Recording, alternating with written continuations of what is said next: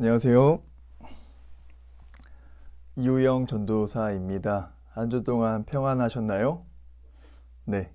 오늘 4강에서는 세상 속의 가정, 특히나 환경에 대해서 하나님이 지으신 이 피조 세계를 우리가 어떻게 잘 섬기고 다스리고 보존할 수 있는지에 대해서 나누고자 합니다.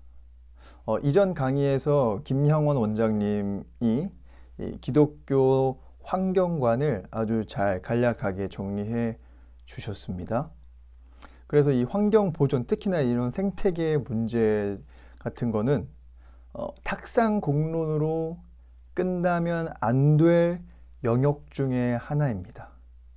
그 어느 분야보다도 가장 실천으로 이어져야 한다는 그런 관계성을 가지고 있는 영역임에 분명합니다. 그래서 오늘 강의를 다 들으신 다음에 우리 부모님들께서 꼭 듣고 끝나시지 마시고 우리 아이들과 우리 자녀들과 한번 시간을 따로 떼어서 우리가 어떤 실천, 구체적인 실천 할 수 있는 것들이 무엇이 있을까 한번 리스트, 세부적인 사항들을 작성해 보는, 그래서 실천으로까지 나아가는 그런 시간을 꼭 가졌으면 좋겠습니다. 그러므로 저의 오늘 이 마지막 아우트로 강의는 실천을 위한 동력을 제공해 드리려고 합니다.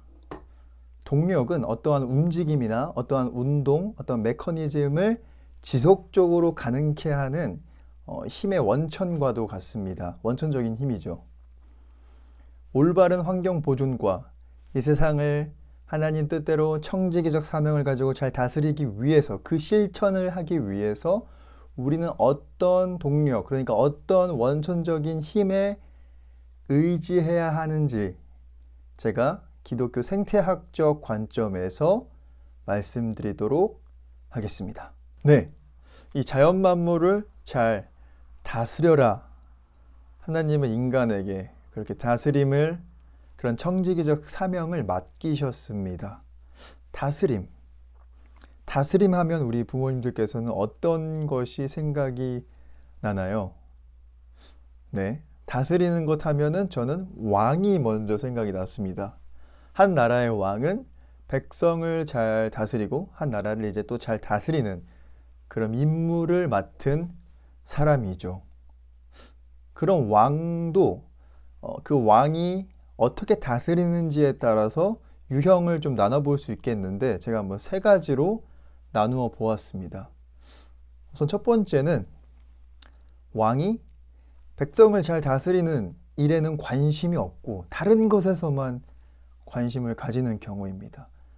다스리는 것은 관심이 없고 자기가 뭐 잘 먹고 잘 사는 거, 자기가 누릴 것만 생각하고 자기가 현재 지금 몰두하고 있는 것에서만 관심을 가지지, 정작 자신의 임무, 자신의 직무인 백성을 잘 다스리는 것에서는 무관심한, 그러한 무책임한 왕의 모습, 그러한 유형이 있을 수 있겠고요. 네.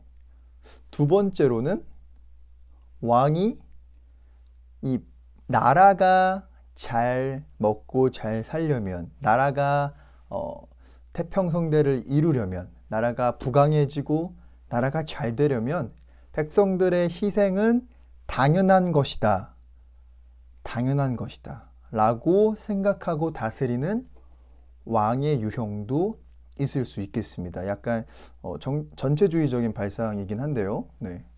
그리고 마지막 세 번째는 백성들의 목소리를 그 누구보다 경청하려고 하는, 예민하게 민감하게 백성들의 그 목소리에 반응하는, 그러니까 민심을 잘 헤아리려고 하는 그런 다스림을 실천하는 왕의 유형이 있겠습니다. 제가 계속해서 이 세 가지 유형의 왕의 모습을 가지고 우리 기독교 생태학적으로 어떻게 다스리는 것이 하나님이 원하시는 다스림인가를 말씀드리도록 하겠습니다. 첫 번째 왕의 모습이 바로 이제 백성들을 다스리는 것에는 이제 무관심한, 다스려야 되는 자기의 직무를 유기한 왕의 유형이었죠. 그 왕에게는 세대 간 생태 윤리를 처방해 볼 수 있겠습니다.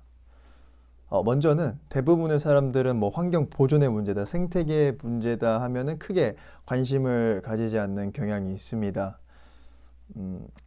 내가 지금 닥친 상황들이 너무 많은데, 내가 지금 처리해야 될 일들이 많은데, 내가 지금 신경 써야 될 사안들이 많은데 지금 환경 문제까지 신경을 써야 되나? 라고 생각할 수도 있습니다. 솔직한 심정으로는 이 환경 문제 자체가 잘 와닿지 않을 수 있습니다. 생소하게 다가올 수도 있습니다. 뭐 나 하나쯤은 안 해도 괜찮지 않을까? 뭐 환경 운동가들이나 환경 단체들이 있으니까 우리 아이 하나쯤은 안 해도 괜찮지 않을까? 우리 아이는 지금 신경 써야 되고 빨리빨리 처리해야 될 지금 문제들이 있는데 이것까지 신경을 써야 되나? 생각해 볼 수 있습니다. 자기 자녀에게 가장 좋은 것을 물려주고자 하는 것은 뭐 정말 전 세계 모든 부모님들이 공통되게 생각하는 그런 마음일 것입니다. 더더욱이 부모로서 나의 선택과 판단과 나의 행동으로 인해서 나의 자녀가 정말 고통받고 신음하며 살아가는 것을 원하는 부모님은 아마 없을 것입니다. 세대 간의 생태 윤리를 먼저 말씀드리면 조부모의 세대, 현재 부모님의 세대는 이 조부모의 세대의 돌봄으로서 생존하고 성장하게 됩니다. 이와 마찬가지로 다음 세대, 우리 자녀들의 세대죠. 이 다음 세대는 현재 그 부모님의 세대의 돌봄으로서 성장하고 생존하게 됩니다. 이게 세대 간의 생태 윤리가 말하는 의존적 관계성입니다. 다 엮여 있다는 거죠. 다 연결되어 있다는 것입니다. 환경 보존의 문제가 잘 와닿지 않으시나요, 혹시? 그럴 때 이제는 이렇게 하십시오. 핸드폰을 딱 켜신 다음에 자녀 사진을 딱 띄워 놓는 것입니다. 환경 보존의 문제는 다른 누군가가 하는, 다른 누군가의 문제다라고 맡겨 놓을 수 있는 문제가 아니고 우리 인류의 문제다, 이렇게 크게까지 생각할 것도 없이 바로 그 화면에 있는 우리 아이, 나의 아이의 문제인 겁니다. 나의 아이가 닥칠, 나의 아이의 현실과 가장 직결되어 있는 가장 중요한 문제인 것입니다. 물론 자녀에게 가장 가장 것을 물려줄 생각이 없다 하시면 무관심을 일관해도 상관없습니다. 하지만 그 반대라면, 그 반대의 입장에 계신 부모님이라면 환경 보존의 문제는 가장 중요한 사안이 아닐 수 없게 될 것입니다. 이렇게 세대 간의 생태 윤리에서 말하는 의존적인 관계성을 이제 아셨으니까 우리 아이들과 실천을 하실 때 좀 그 실천하는 게 좀 약해지고 좀 힘들 때 이 세대 간의 관계성, 의존적인 관계성을 생각하시면서 계속해서 실천으로 나아가셨으면 좋겠습니다. 자, 두 번째 왕의 유형은 나라가 잘 먹고 잘 살고 부강해지려면 백성의 희생 정도는 괜찮다 하는 왕의 유형이었습니다. 이런 왕에게는 저희가 미니멀리즘적인 사고를 처방해 볼 수 있겠습니다. 앞선 영상에서 김영원 원장님이 이제 농장 주인과 농장 일꾼에 대한 이야기를 해주셨는데 정말 적절한 이야기입니다. 농장 일꾼으로서 우리 인간은 이제 피조물들을 취할 수 있습니다. 사용할 수 있습니다.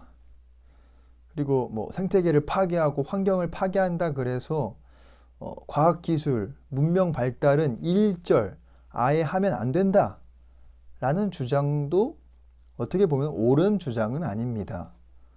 왜냐하면 창세기 1장 27절, 28절 흔히 이 본문을 문화명령이라고 하는데 여기서 하나님은 인간이 자연에 대해서 인공적인 개입을 허용하신 그런 근거가 되는 본문이기 때문입니다.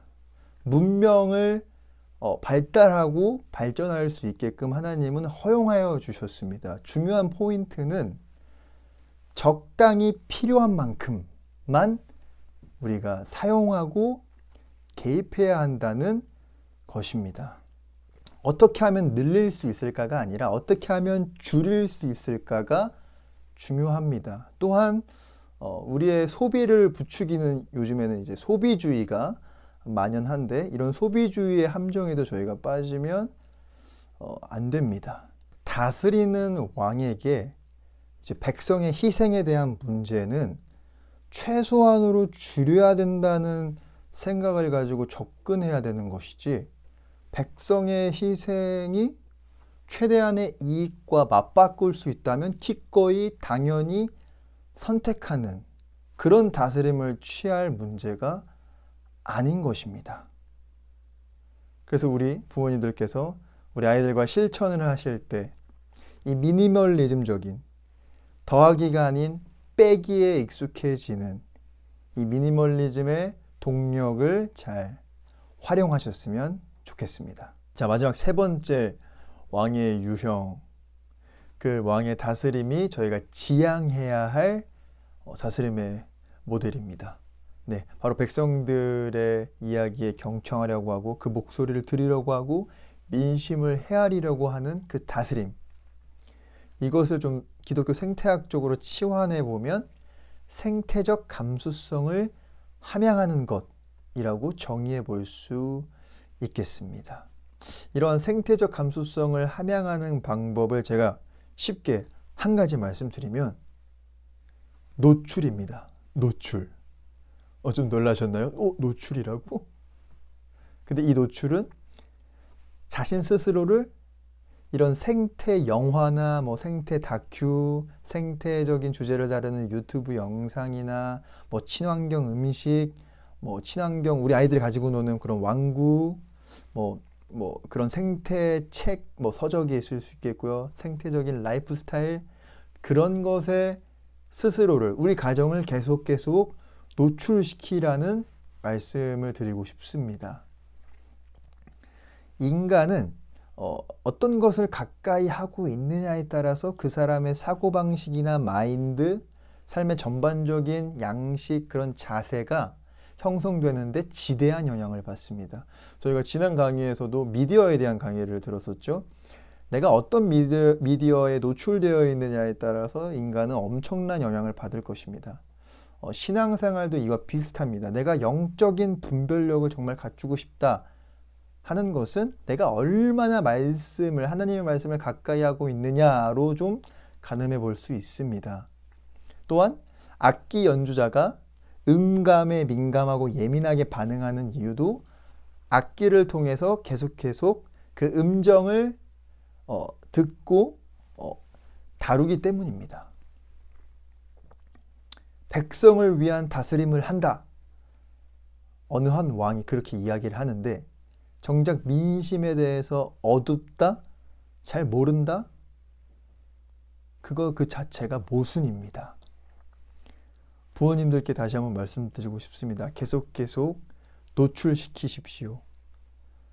부모님들의 가정을 그런 생태적인 미디어나 생태적인 무슨 서적이나 프로그램, 용품들, 라이프 스타일에 지속적으로, 의도적으로 노출시키신다면 그런 생태적 감수성은 나도 모르는 새 어느샌가 함양이 돼 있으실 것입니다.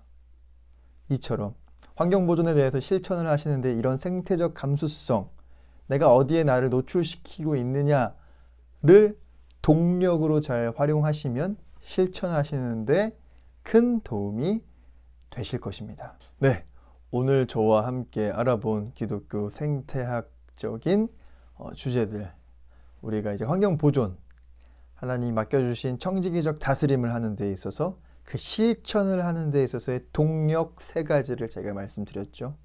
첫 번째, 세대 간의 생태윤리, 우리는 다 관계되어 있다는 것, 이 문제는 나의 아이의 문제라는 것, 그것을 생각하시고, 두 번째로는 미니멀리즘적인 사고였죠. 어떻게 하면 늘릴 수 있을까가 아니고 적당히 필요한 만큼 어떻게 하면 줄일 수 있을까를 생각하는 것.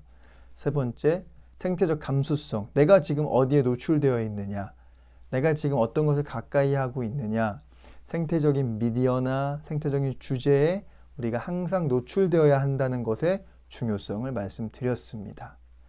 그래서 부모님들이 우리 자녀들과 함께 제가 서두에 말씀드린 것처럼 환경 보존을 위한 여러 가지 세부적인 실천들을 하실 때 뭐 지치거나 힘들거나 까먹을 수 있습니다. 그럴 때마다 제가 오늘 말씀드린 그 세 가지 실천을 위한 동력에서 그 힘의 원천에서 다시 힘을 얻으셔서 계속해서 그 사랑의 다스림, 하나님께서 말씀해 주신 청지기적 다스림을 실천하는 우리 모든 가정세움학교의 가정이 되었으면 좋겠습니다.